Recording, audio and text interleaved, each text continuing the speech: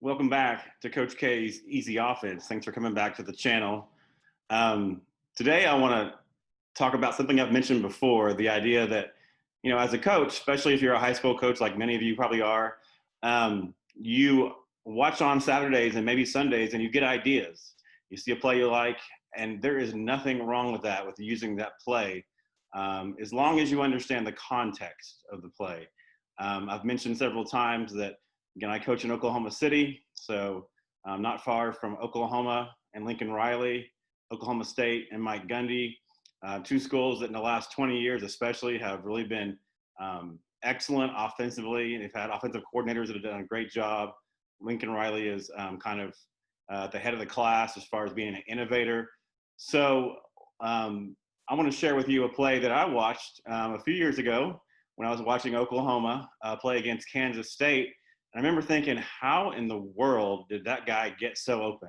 And those are the plays that when you watch them, you need to decide if there was a bust on defense. But if there wasn't, or why was there? But if there wasn't, what is causing this? It could be a great scheme.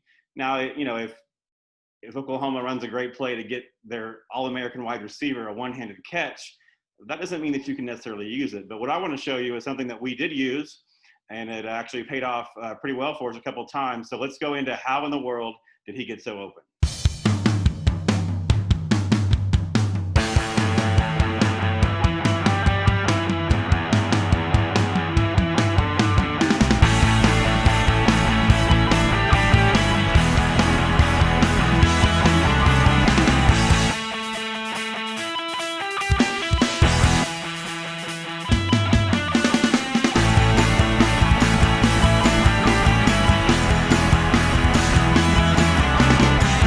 Pick up Fox Sports has just shown a replay of an inside zone play by Oklahoma, and Oklahoma's playing fast. Games, you want to know, well, we missed the snap.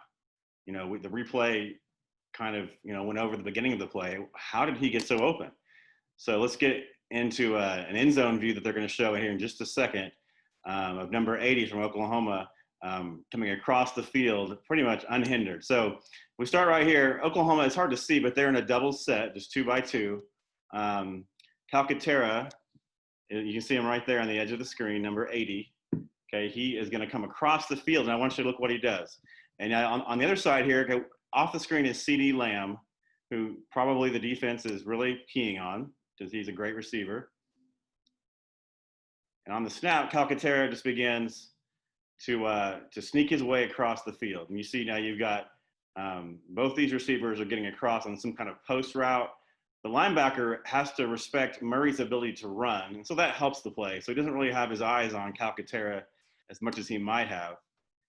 Calcaterra just comes across the field. The corner and the safety have been occupied, and there he goes for a touchdown. Again, that's a scheme. Again, anybody can run that play. And so when I saw that, I thought to myself, hey, we can do that too. So again, a great end zone view of it.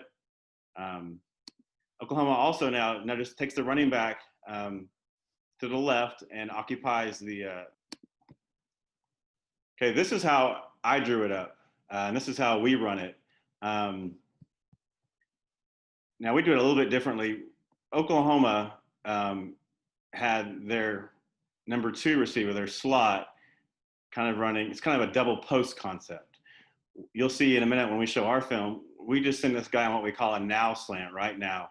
And again, the corner, as soon as he sees number 1 go away, his eyes go to number 2, and so he will go with the post. You could definitely run a post like Oklahoma did, and of course it worked, and it's Lincoln Riley, so there's no reason why would I change it, I don't know.